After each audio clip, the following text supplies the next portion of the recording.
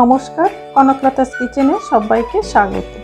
আজকের পর্বে তোমাদের সাথে শেয়ার করব বাঙালির খুবই প্রিয় একটি রেসিপি, লাউ চিংড়ি। খুব সহজেই তৈরি করে নেওয়া যায় এবং খেতে দুর্দান্ত লাগে। চ্যানেলটিতে নতুন বন্ধু হলে সাবস্ক্রাইব করতে ভুলো না কিন্তু। চলো তবে দেখে নেওয়া যাক আজকের রেসিপি।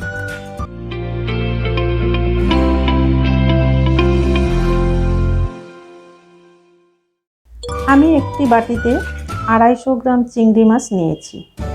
ভালো করে মাছগুলো ছাড়িয়ে ধুয়ে নিয়েছি। এবার এর মধ্যে হাফ চামচ হলুদ, সামান্য নুন দিয়ে মাছগুলো মাখিয়ে নিচ্ছি। মাখিয়ে নিয়ে সাইডে রেখে দেব।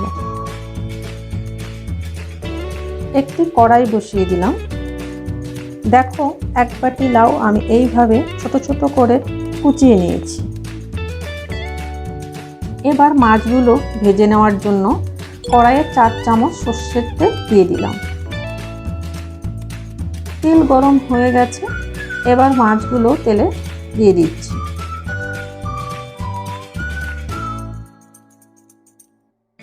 মাছ উল্টে পাল্টে 1 থেকে 1.5 মিনিটের মতো ভেজে নেব।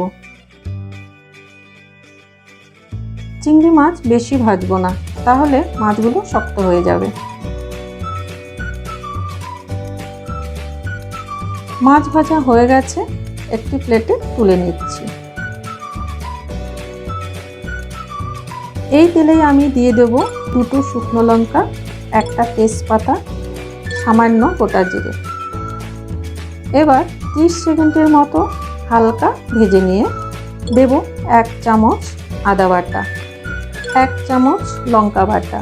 তোমরা চাইলে এখানে চেরা কাঁচা লঙ্কাও দিতে পারো। এবার নাড়াচাড়া করে হালকা ভেজে নেব।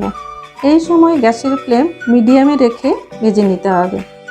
দিচ্ছি হাফ চামচ হলুদ গুঁড়ো, হাফ চামচ কাশ্মীরি লঙ্কার গুঁড়ো। কাশ্মীরি লঙ্কার গুঁড়ো দিয়ে আবারও ভালো করে মিশিয়ে নেব। মেশানো হয়ে গেলে দিয়ে দেব কুচিয়ে রাখা লাউ। এবার ভালো করে সব কিছু মিশিয়ে নিচ্ছি।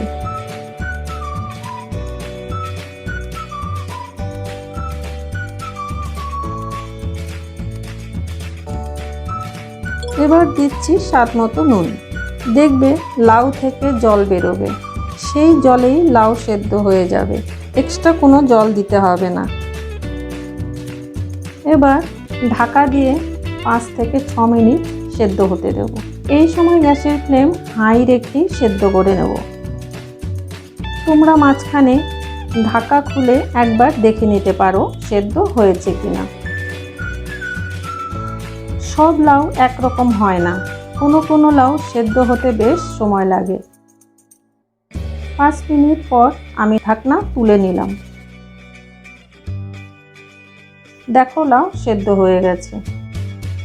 এবার নেড়ে চেড়ে লাউয়ের জল শুকিয়ে নেব। দিচ্ছি 1 চামচ জিরে গুঁড়ো। কিছুক্ষণ নাড়াচাড়া করে মাছগুলো দিয়ে দিচ্ছি।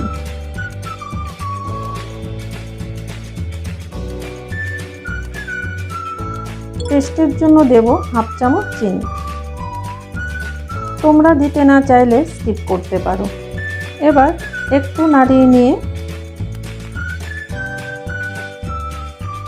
ঢাকা দিয়ে 2 থেকে 3 মিনিটের মতো মাছ সেদ্ধ হতে দেব।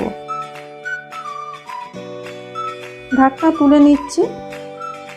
এবার ভালো করে নাড়াচাড়া করে মিশিয়ে নিচ্ছি।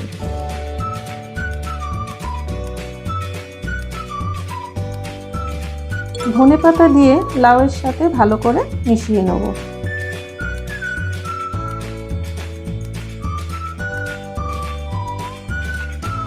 এখানে আমি ধনেপাতা দিয়েছি বলে গরম মশলা দেব না। তোমাদের কাছে ধনেপাতা না থাকলে গরম মশলার গুঁড়ো দিতে পারো। দেখো, কত সহজেই তৈরি হয়ে গেল লাউ চিংড়ি। এবার নামিয়ে নিয়ে পরিবেশন করে দেখাচ্ছি। এই রেসিপিটা যদি তোমাদের ভালো লাগে তবে একটি লাইক, সকলের সাথে শেয়ার ও কমেন্ট করে জানিও কেমন হয়েছে। আমার চ্যানেলে নতুন বন্ধু হলে চ্যানেল সাবস্ক্রাইব করে নেওয়ার অনুরোধ রইল। পাশে থাকা বেল আইকনটা অবশ্যই প্রেস করে দেবে। আমি যখনই কোনো নতুন ভিডিও দেব তোমার কাছে সবার আগে পৌঁছে যাবে। আজ এই পর্যন্তই। সবাই ভালো থেকো, সুস্থ থেকো। ভিডিওটি দেখার জন্য ধন্যবাদ।